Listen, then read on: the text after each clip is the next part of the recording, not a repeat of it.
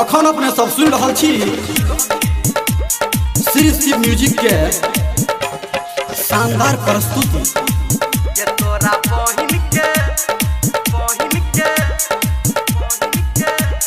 Music by DJ Guddu राज। गे तोरा बहिन के हमारा काका के छोटे का बेटा पटे तूगे।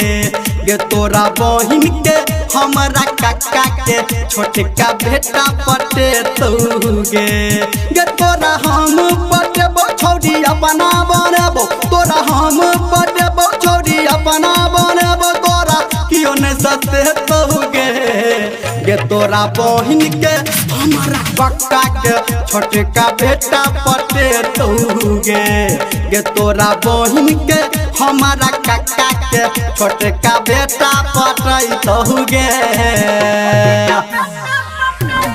DJ Guddu Madhubani, DJ Guddu Madhubani, DJ तोरा बहिन के गे तोरा बहिन के हमारा काका के काका के काका काका काका काका के छोटे का बेटा पटे तोगे।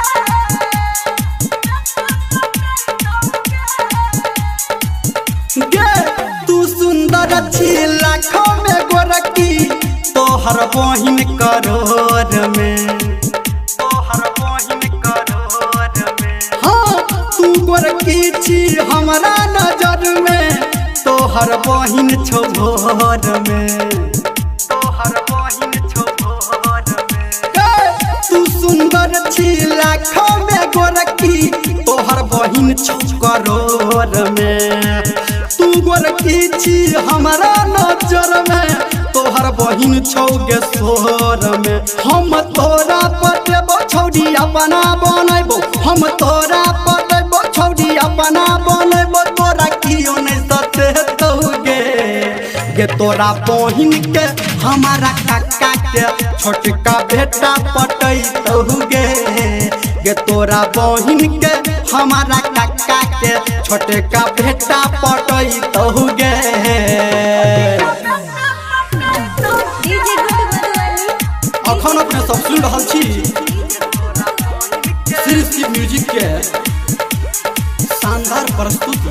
तोरा बहिन के हमारा काका के काका के काका काका काका काका के छोटे का बेटा पटे तोगे।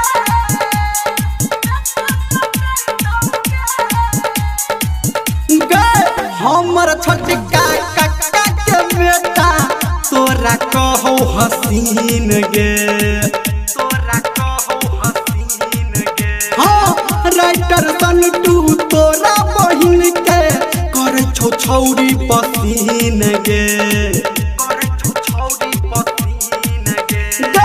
हमर छोटका काका के बेटा तोरा कहो हसीन गे। छोरा निरमलिया तोरा बहिन के गे करे छौ छौड़ी पसीन गे। तोरा हम पटेबो छौड़ी अपना बनैबो, तोरा हम पटेबो छौड़ी अपना बनैबो, तोरा क्यों नहीं सतही तौगे। गे तोरा बहिन के हमारा काका के छोटका बेटा पटै तौगे। गे तोरा बहिन के हमारा काका के छोटका बेटा पटै तौगे।